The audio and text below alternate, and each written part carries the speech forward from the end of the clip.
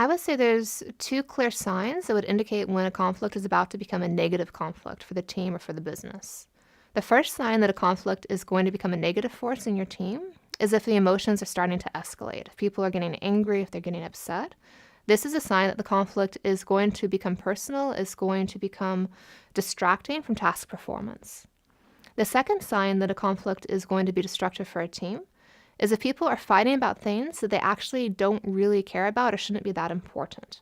So if you're fighting about something very silly, about what time to meet or who's going to do what, often these types of conflicts are venues for people to fight about bigger issues, be it status concerns, leadership issues, questions of respect.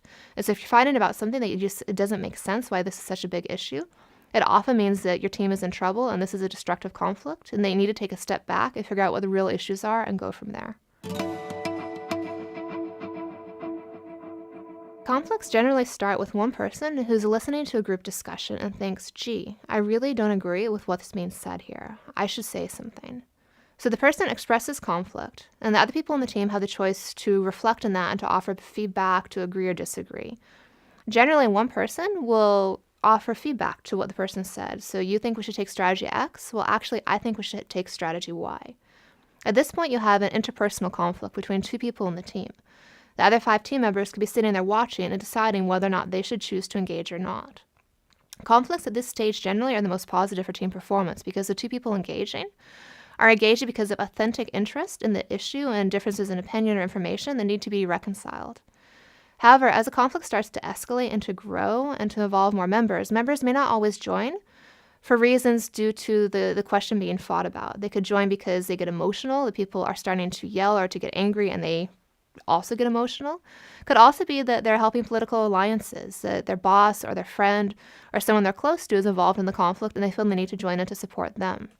This is the second phase of conflict and where subgroups start to form. And when there's subgroups involved in a conflict, again, it intensifies, it escalates, and it's more likely to become personal and destructive than that initial conflict between the two people who had just different pieces of information. And as these subgroups start to fight with one another, over time, any remaining members that weren't involved in the conflict have no choice. They're going to be sucked in as well. And then you have a true team brawl, which is not going to be a good thing for team performance.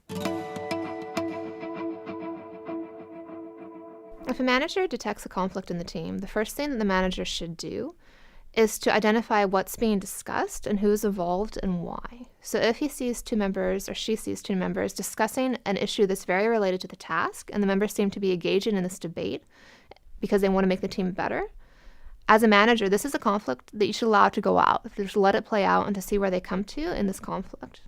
However, if the manager notes that the conflict is personal or emotional or it's about issues that are not so important, such as about the process, this is a conflict that you should cut off and try to resolve offline. Talk to the members individually, try to get them on the same page again.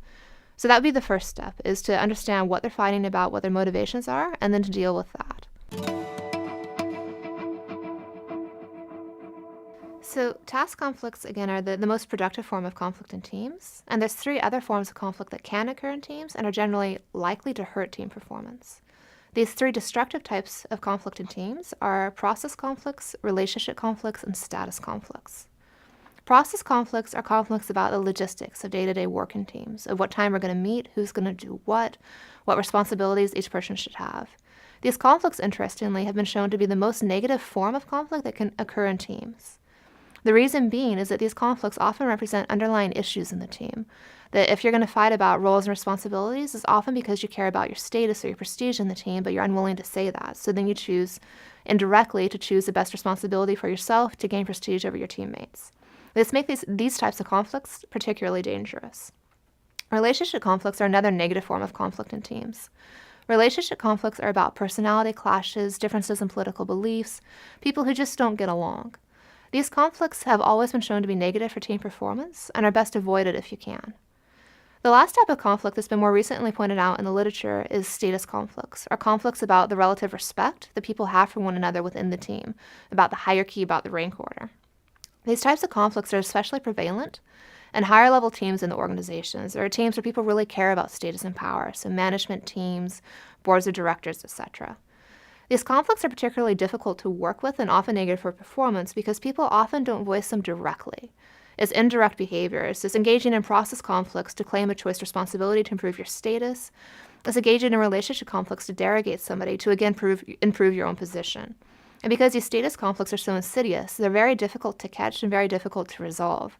And so if there's any way to get the team on the same page to avoid status issues in the first place, a manager would be well advised to do that.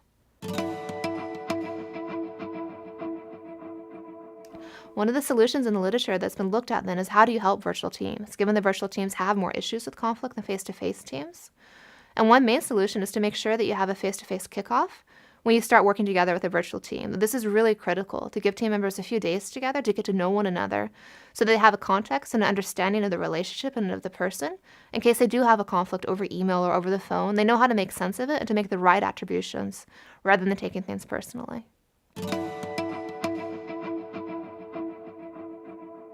If conflict isn't managed and isn't dealt with, and it transforms into a negative form of conflict, be it process conflict, relationship conflict, status conflict, it can tear a team to pieces. There's been research that shows the conflict leads to psychosomatic complaints. People get burnout, they get depressed, they leave the company, and the teams eventually can dissolve. So the dangers of not resolving conflict are huge. It's something that managers really do need to take seriously in the daily life of their teams, is to monitor their conflicts and prevent them from getting to that point. My top 3 tips for managing conflict in an organization include knowing what people are fighting about, why they're fighting, and what are their emotions while they're fighting. So to discuss each of these 3 points in a little bit more detail, first, understand what they're fighting about. What's the topic of the conflict? Is it about the goals of the team, or is it about something that's not likely to help your team so much, such as questions of logistics, interpersonal tensions, status concerns, etc.? So recognize what the topic of the conflict is and make choices accordingly. Secondly, understand the motivations of why people are engaging in conflict. Is what they're fighting about the real issue? Are there issues under the surface that people are trying to indirectly raise in another manner, such as, are they engaging in a process conflict about what time to meet as a way to further their own status position in the team? And to have strategies ready to resolve these underlying issues. So recognize why they're engaging and make sure you deal with the conflict at that level rather than necessarily at the surface level.